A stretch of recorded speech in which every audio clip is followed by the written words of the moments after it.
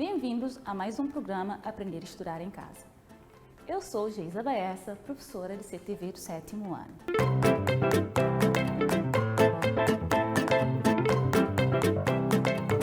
Hoje vamos falar sobre a hidrosfera, o ciclo hidrológico. Os objetivos da nossa aula são reconhecer a importância da água para a vida na Terra, saber os dados sobre a distribuição da água no planeta Terra, compreender o ciclo hidrológico. Mas antes de avançarmos, vamos relembrar o que nós vimos na aula passada. Alguém se lembra? Isso mesmo, estiveste atento na aula. Falamos na aula passada sobre os sistemas. Vimos que os sistemas podem ser aberto, fechado ou isolado. Falamos também sobre os subsistemas terrestres. Vimos que os subsistemas terrestres são hidrosfera, atmosfera, biosfera e geosfera. Também vimos algumas interações entre eles. Na aula passada, nós vimos que a hidrosfera é toda a água que existe no planeta Terra. Então, nós vimos também que a água é importante para a existência da vida na Terra. Mas temos que conhecer algumas características da água. Vejamos os seguintes. Uma molécula de água é composta por 2 átomos de hidrogênio e 1 de oxigênio. A água apresenta-se em 3 estados físicos: líquido, sólido e gasoso. A água é também um solvente universal. Por que é considerado um solvente universal? Porque é capaz de dissolver uma grande quantidade de substâncias, como por exemplo, sais minerais, aminoácidos, açúcares, sal, entre outros. A água potável tem de ser incolor, inodora e insípida. Isso vocês estudaram em anos anteriores. Agora vejamos a importância da água. A água é indispensável à vida, sendo o maior constituinte de todos os seres vivos. Todos os seres vivos são constituídos por água, independentemente se é um ser unicelular ou pluricelular. Ele é composto quimicamente e maioritariamente por água. No caso do ser humano, é composto basicamente por 70% de água. A água também regula a temperatura do corpo e do planeta. Através da transpiração, por exemplo, no caso do corpo humano, a água regula a temperatura do nosso corpo. E no caso do planeta Terra, através do efeito de estufa. A água constitui habitat para muitas espécies. Certamente vocês conhecem várias espécies que são espécies aquáticas, por exemplo, vivem permanentemente na água. E também há espécies que podem não viver permanentemente na água, mas que precisam de água para algumas funções vitais, como por exemplo a reprodução. A água também é importante, pois transporta substâncias. O planeta Terra é conhecido como sendo o planeta água, pois 71% da sua superfície é água. Agora, não está distribuída da mesma forma. Vejamos a sua distribuição. Vejam aqui, com atenção, este gráfico. Reparem, 97,5% de toda a água existente na superfície terrestre é água salgada. Apenas 2,5% é água doce. E desses 2,5% de água doce, nós temos 69,8% é água que estão nas calotas polares, ou seja, é gelo. 29%, que está representado aqui a verde, são águas subterrâneas, que estão nos lençóis freáticos. 0,9% são outros, ou seja, podem ser encontrados sob forma de vapor, por exemplo. 0,3% nos rios e lagos. Como podem constatar, há pouca água doce disponível para o consumo. Agora iremos analisar o mapa que mostra a distribuição de precipitação no planeta Terra. Regiões onde chove mais e regiões onde chove menos. Se repararem, aqui os países estão representados por colorações diferentes, não é? Então podem ver que aonde chove mais apresenta coloração amarela e também coloração verde. Aonde chove menos, coloração branca, azul escuro e também azul claro. Cabo Verde, podem ver que se localiza numa região onde o volume de precipitação é menor. Então, chove pouco aqui em Cabo Verde. Estão a perceber? Muito bem. Ok, continuemos. A água na Terra, ela passa por várias transformações. Passa de um estado para o outro.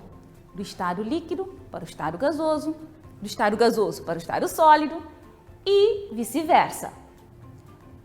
A esses conjuntos de transformações que a água passa é chamado de ciclo hidrológico. Então, vamos analisar o ciclo hidrológico.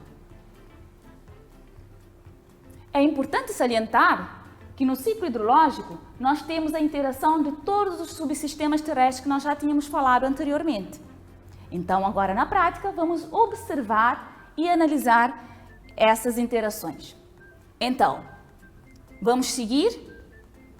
Temos água na superfície da Terra, nos lagos, nos mares, nos oceanos e também nos lençóis freáticos ou águas subterrâneas.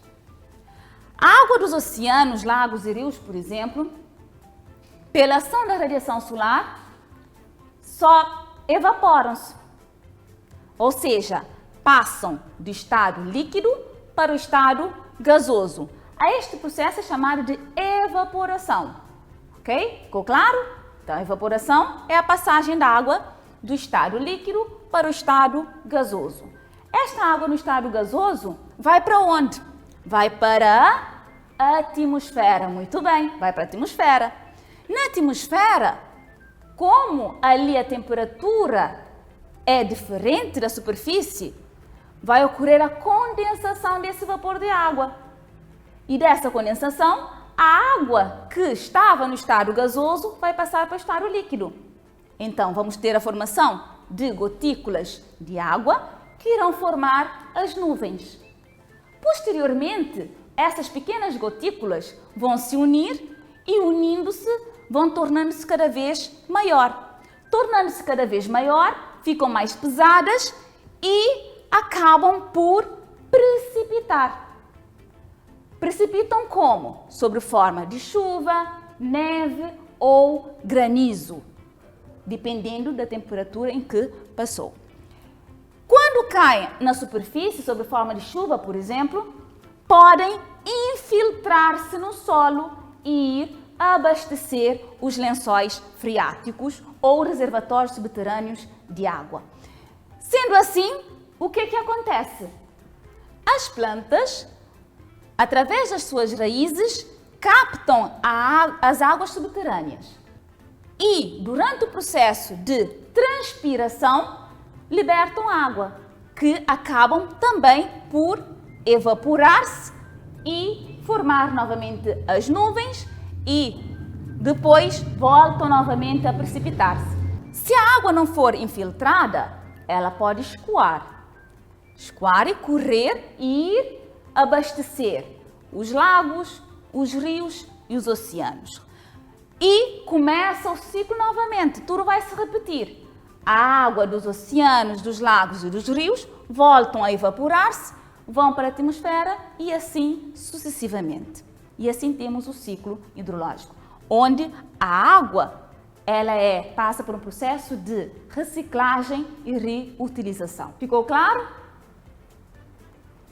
Muito bem. Vamos continuar. Então, vamos ver algumas importâncias do ciclo hidrológico ou da água. O ciclo hidrológico é importante porque ajuda na purificação das águas poluídas. Vejamos, quando a água passa de um estado para o outro, modifica-se, infiltra-se no solo, esta infiltração, por exemplo, pode sim retirar as impurezas que possam estar na água, tornando a água menos poluída. Permite a reutilização da água. Podemos constatar no ciclo que a água passa de um estado para o outro. A água que está à superfície vai para a atmosfera, depois regressa novamente à atmosfera. Então, tudo isso mostra o processo de reutilização da água. É modelador da crosta terrestre através da erosão do transporte e da deposição de sedimentos. Nós vimos na aula passada que a hidrosfera contribui para a erosão da geosfera, ou seja, ajuda na formação de novas rochas. Então, esta é uma importância do ciclo hidrológico. Faz circular a água entre as regiões. Então, a água, ela passa de um sítio para outro. Perceberam? Boa! Passemos agora a um exercício para testar o vosso conhecimento.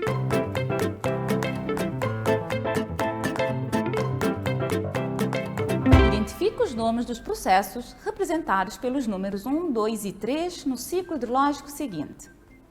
Observem aqui o ciclo hidrológico e identifiquem os processos representados pelos números 1, 2 e 3. Terão um tempinho para fazer.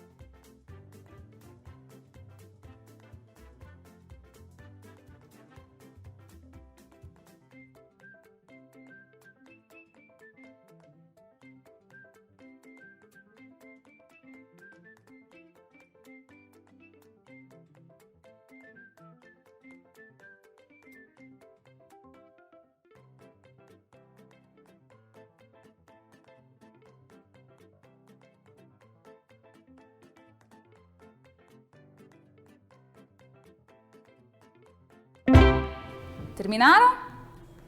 Boa! Então vamos à correção. 1 representa a evaporação. Exatamente. A água está a passar do estado líquido para o estado gasoso e está a formar as nuvens. 2.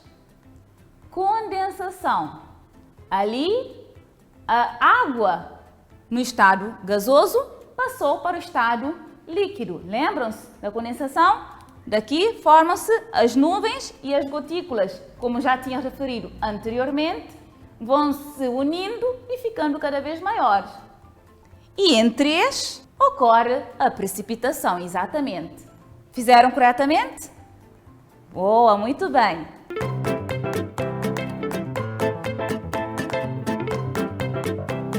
Agora, deixo-vos outros exercícios para fazerem em casa. Caso tiverem dúvidas, consultem o vosso professor. Depois de uma leitura cuidada das páginas 11, 12 e 13 do Manual de CTV do 7º ano, responda as seguintes questões. 1. De que forma os seres vivos participam no ciclo da água? 2. Qual é a fonte de energia responsável pela evaporação da água? 3. Enumere 3 importâncias da água. Passemos agora à síntese da aula de hoje.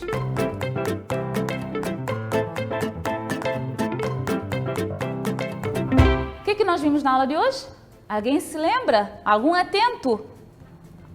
Exatamente, falamos sobre a importância da água, vimos as características da água e também falamos sobre o ciclo hidrológico. E vimos que no ciclo hidrológico a água passa por diferentes processos, como por exemplo, evaporação, infiltração, condensação e precipitação. E também, no ciclo hidrológico, ocorre a interação de todos os subsistemas terrestres que nós já tínhamos falado na aula passada. E foi assim a nossa aula de hoje. Infelizmente, chegou ao fim. Mas encontraremos na aula seguinte. Fiquem bem e seguros. Tchau, tchau.